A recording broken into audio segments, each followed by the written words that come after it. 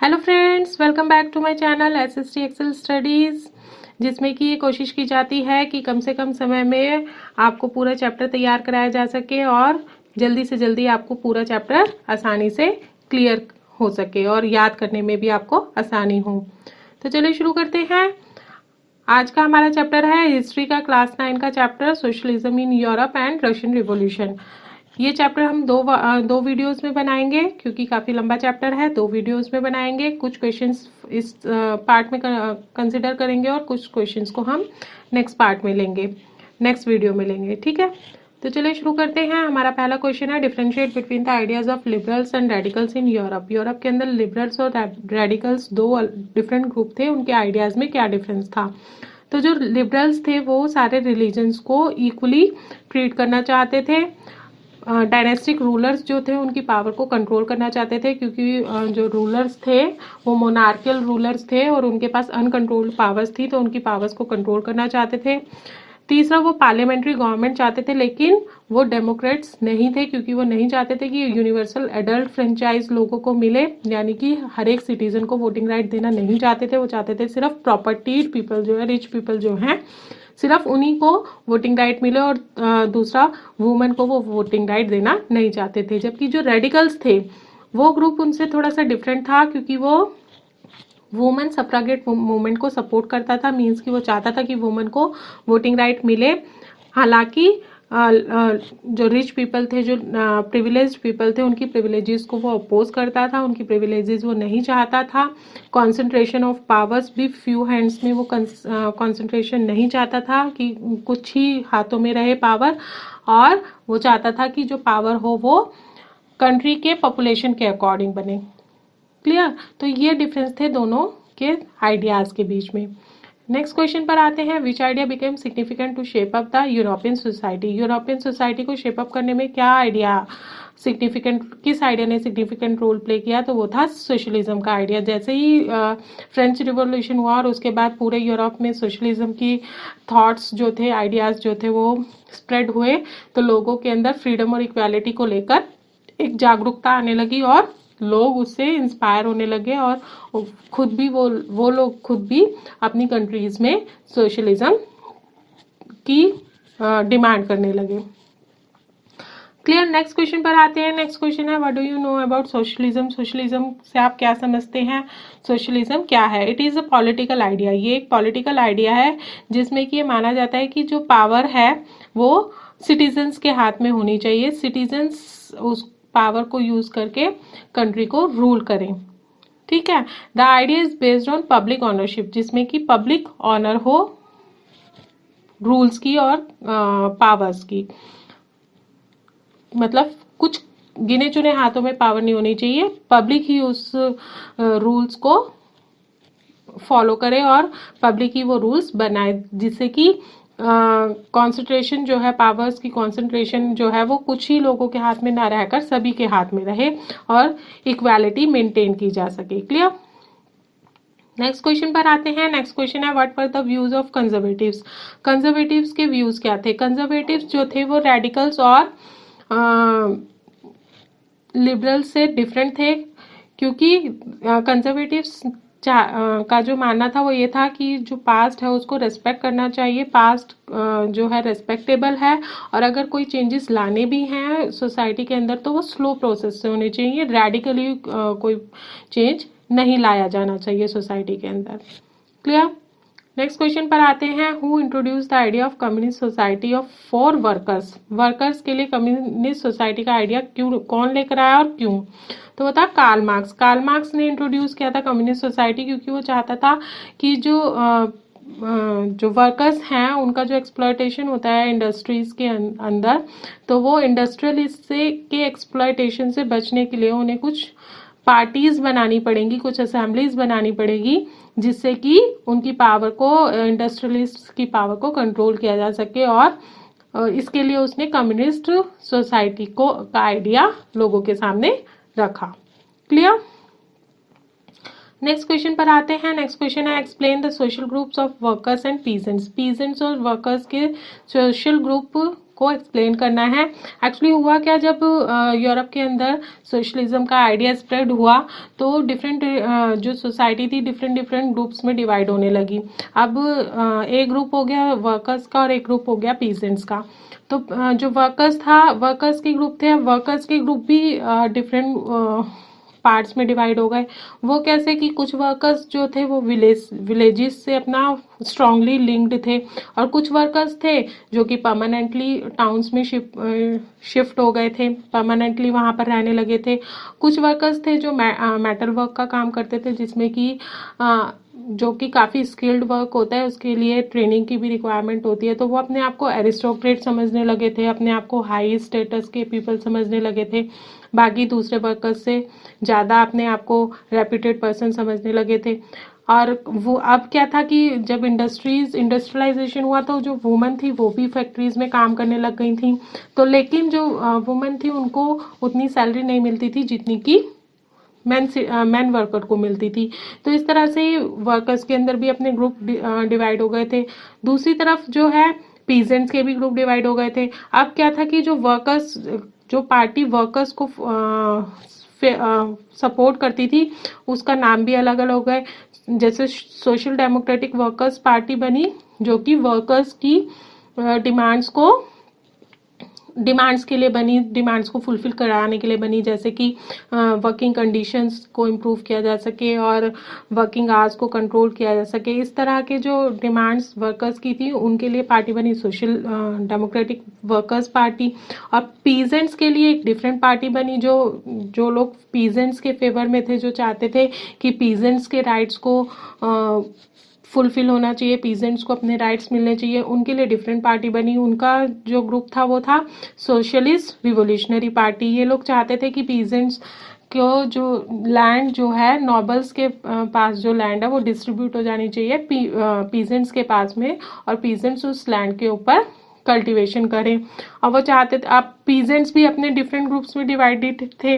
कुछ पीजेंट्स तो बहुत ज़्यादा पुअर थे, उनके पास अपना लैंड भी नहीं था, तो वो नॉबल पीपल की लैंड पे कल्टीवेशन का काम करते थे। और कुछ पीपल जो थे तो वो उनके पास थोड़ा सा बड़ा लैंड एरिया था, वो रिच पीपल थे। और दूसरा वो क्या था, रिलीजियस बेसिस के ऊपर भी पीजेंट्स आपस में कुछ डिवाइडेड थे। तो इस तरह से डिफरेंट ग्रुप्स डिवाइड हो गए थे यूरोप के अंदर। क्लियर? नेक्स्ट क्वेश्चन पर आते हैं। नेक्स्ट क्वेश्चन है, who were Bolshevik and Menshevik. Bolshevik कौन थे और मेंशेविक कौन थे? तो जो लेनिन ने जो लोग लेनिन को फॉलो करते थे वो बोल्शेविक कहलाए। उनके जो थॉट्स थे वो ये थे कि जो है जार जैसे कंट्री के अंदर, जिस कंट्री के अंदर जार जैसा राजा हो, वहाँ पर जो गवर्नमेंट है वो डिसिप्लिन्ड होनी चाहिए और पीपल जो है वो एक क्वालिटी नंबर ऑफ पीपल होना चाहिए, और वो रिवोल्यूशन को सपोर्ट करते थे। जबकि एक दूसरा ग्रुप बना जिसे मेंशेविक कहा गया, वो ग्रुप क्या था कि वो चाहते थे कि जो गवर्नमेंट होनी चाहिए, जो पार्टी होनी चाहिए, वो ओपन टू ऑल होनी चाहिए, और वो रिवोल्यूशन को फेवर नहीं करते थे। वो नहीं चाहते थे कि रिवोल्यूशन हो, वो चाहते थे कि डेमोक्रेटिक वेज से चेंजेस आए कंट्री के अंदर, सोसाइटी के अंदर। तो इस तरह से दो ग्रुप्स डिवाइड हुए, एक बोल्शेविक जो कि रिवोल्यूशन को सपोर्ट करते थे, और दूसरा मेंशेविक जो कि रिवोल्यूशन के अगेंस्ट थे, वो चाहते थे डेमोक्रेटिक वेज से सोसाइटी में चेंजेस आए। क्लियर? नेक्स्ट क्वेश्चन पर आते हैं। नेक्स्ट क्वेश्चन है, what developments took place in Europe in support of socialism. Socialism के सपोर्ट में यूरोप के अंदर क्या डेवलपमेंट आए? क्या हुआ कि डिफरेंट पार्टीज बनने लगी थी। तो एक कॉमन पार्टी बनी, इंटरनेशनल बॉडी बनी, जिसका नाम रखा गया सेकेंड इंटरनेशनल, जो कि क्या करती थी, किसने बनाई थी, जो कि by the socialist to coordinate the efforts of the workers के एफर्ट्स को कोऑर्डिनेट करने के लिए एक सोशलिस्ट पार्टी बनाई गई, जिसका नाम रखा गया सेकेंड इंटरनेशनल। दूसरा क्या था, वर्कर्स एसोसिएशन बन गई थी, जगह जगह छोटे अलग अलग एसोसिएशंस बन गई थी, जिनकी डिमांड क्या थी कि वर्किंग आवर्स को कम किया जाए और वर्किंग प्लेस की कंडीशन को सुधारा जाए। फिर उन्होंने जो एसोसिएशंस बनी थी, इन्होंने फंड कलेक्ट करना शुरू कर दिया था ताकि जो डिस्ट्रेस का टाइम हो, अगर कोई प्रॉब्लमेटिक टाइम हो तो उस टाइम में उस फंड को यूज़ करके लोगों की मदद की जा सके। फिर जर्मनी के अंदर एक एसोसिएशन थी। In Germany this association work with the social democratic party. Germany के अंदर ये जो एसोसिएशंस बनी थी, वर्कर्स एसोसिएशंस बनी थी, इन्होंने सोशल डेमोक्रेटिक पार्टी को हेल्प किया ताकि वो पार्लियामेंट के अंदर अपनी सीट बना सके। और क्या हुआ, ब्रिटेन के अंदर लेबर पार्टी बनी और फ्रांस के अंदर सोशलिस्ट पार्टी करके पार्टी बनी। और ये सभी पार्टीज मतलब अलग अलग जगह पे सबने अलग अलग अपने वर्कर्स के लिए काम किया, लेकिन इतने सब एफर्ट्स करने के बाद भी यूरोप के अंदर 1914 तक कोई गवर्नमेंट नहीं बनी। क्लियर। नेक्स्ट क्वेश्चन पर आते हैं। What were the events preceding the 1905 revolution in Russia. Russia के अंदर 1905 रिवॉल्यूशन जो हुआ था उसके पीछे के कारण क्या थे। The year 1904 was a bad one for Russians. Russians के लिए बहुत बुरा समय रहा वो।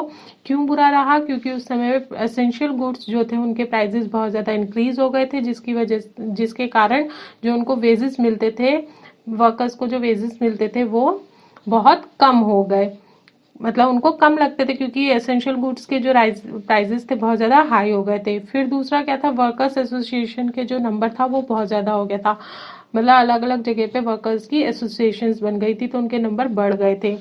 फिर क्या हुआ कि पुतिलोव आयरन वर्क्स में एक ऐसी ही वर्कर्स असेंबली थी जिसको कि इंडस्ट्रियलिस्ट ने डिसमिस कर दिया।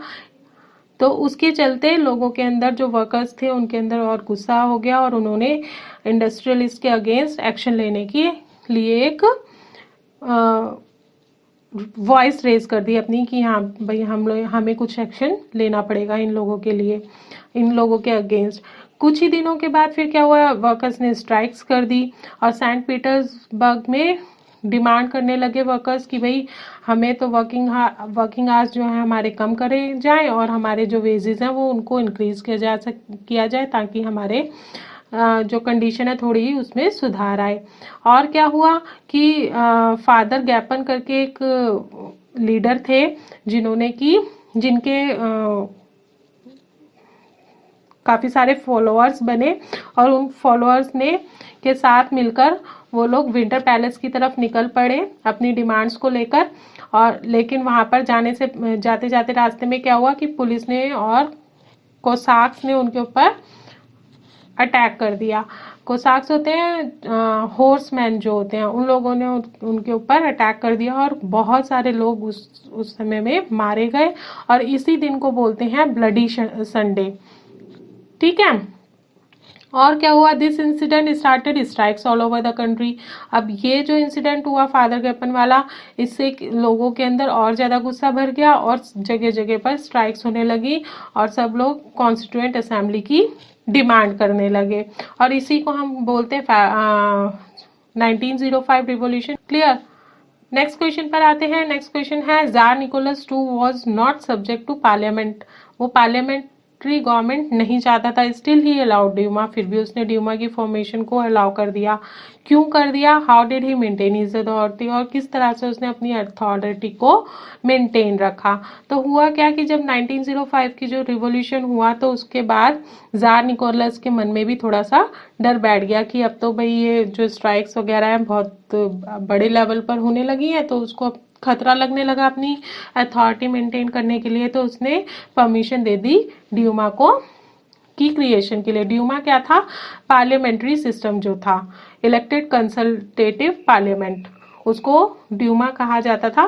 तो ड्यूमा के क्रिएशन के लिए उसने परमिशन दे दी। लेकिन परमिशन देने के बाद क्या किया, जो मोस्ट ऑफ कम्युनिटीज थी, यूनियंस थी, उनको इलीगल डिक्लेयर कर दिया ताकि उसकी जो अथॉरिटी है वो मेंटेन रहे।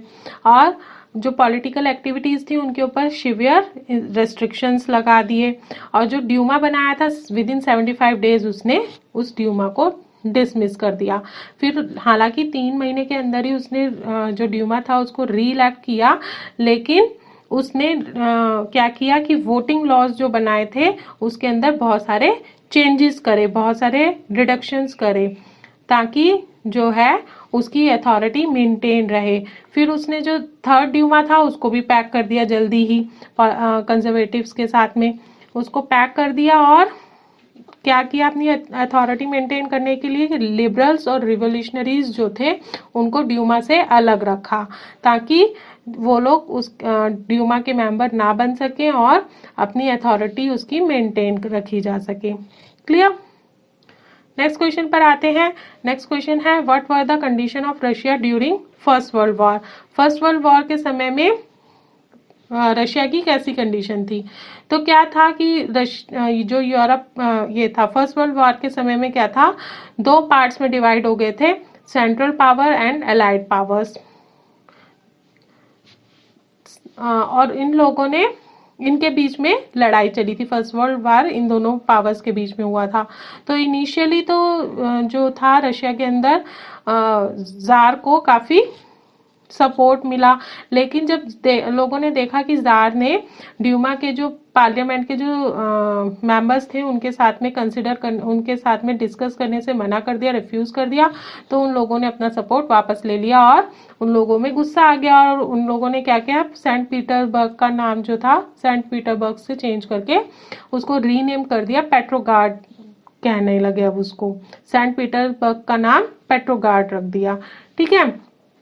दूसरा क्या क्या, रशियन आर्मीज जो थी वो वहां से रशियन आर्मीज हारने लगी थी। जर्मन आर्मी ने उनको हरा दिया था, अलग अलग जगह पे वो हारने लगे थे, तो वो वापस आने लग अपना वापस रिट्रीट होने लगे वहां से, वार प्लेस से। तो जब वो रिट्रीट हो रहे थे तो वापसी में उन्होंने क्या किया कि जो बिल्डिंग्स थी, रशिया की जो बिल्डिंग्स थी और जो फील्ड्स थे उनको डिस्ट्रॉय कर दिया, ताकि जब जर्मन आर्मीज उनको फॉलो करे तो उस सामान को यूज अपने बेनिफिट के लिए यूज ना कर सकें। तो इसके चलते क्या हुआ कि बहुत सारे रिफ्यूजीज रशिया के अंदर इकट्ठे हो गए, क्योंकि उनके घर खत्म हो गए, उनका जो क्रॉप प्रोडक्शन था वो सब डिस्ट्रॉय हो गया, तो बहुत सारे रिफ्यूजीज हो गए।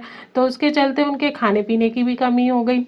और क्योंकि जो लड़ाई थी वो तो चल ही रही थी, ऑन गोइंग थी। और दूसरा, जर्मन पीपल ने इंडस्ट्रियल सप्लाईज भी रोक दी बाल्टिक सी पे कंट्रोल करके, तो इंडस्ट्रीज भी, अब उनके पास मटेरियल नहीं मिल रहा था तो इंडस्ट्रीज भी यूजलेस हो गई। अब छोटे छोटे वर्कशॉप्स में जो काम हो रहा था वहाँ पर क्या हुआ कि जो एबल बॉडीड पीपल थे, जो हट्टे कट्टे लोग जो वहाँ पर काम कर रहे थे, उनको पकड़ पकड़ के आर्मी के अंदर भेज दिया, क्योंकि वार प्लेस पे आर्मी की भी ज़रूरत थी, वार प्लेस पे भेज दिया उनको। तो वो छोटे छोटे वर्कशॉप्स भी बंद होने लग गए। और इन सब के चलते स्कैसिटी ऑफ फूड तो पहले से ही चल रहा था, लेकिन जब वो वार जो चल रही थी, उन लोगों आर्मी के फूड रिक्वायरमेंट को फुलफिल करने के लिए फूड वहाँ पर भेजे जाने लगा, तो कंट्री के अंदर फूड की और भी ज़्यादा, फूड ग्रेन की और भी ज़्यादा कमी हो गई। तो इतना ज़्यादा जो प्रॉब्लम थी वो उस समय में रशिया को फेस करनी पड़ी। यूरोप के अंदर ये सारी प्रॉब्लम्स फेस करनी पड़ी फर्स्ट वर्ल्ड वॉर के ड्यूरेशन में। Clear friends? आज के लिए बस इतना ही, बाकी हम नेक्स्ट वीडियो में क्वेश्चंस को लेंगे। आज बस इतना ही करते हैं अभी के लिए। Bye bye.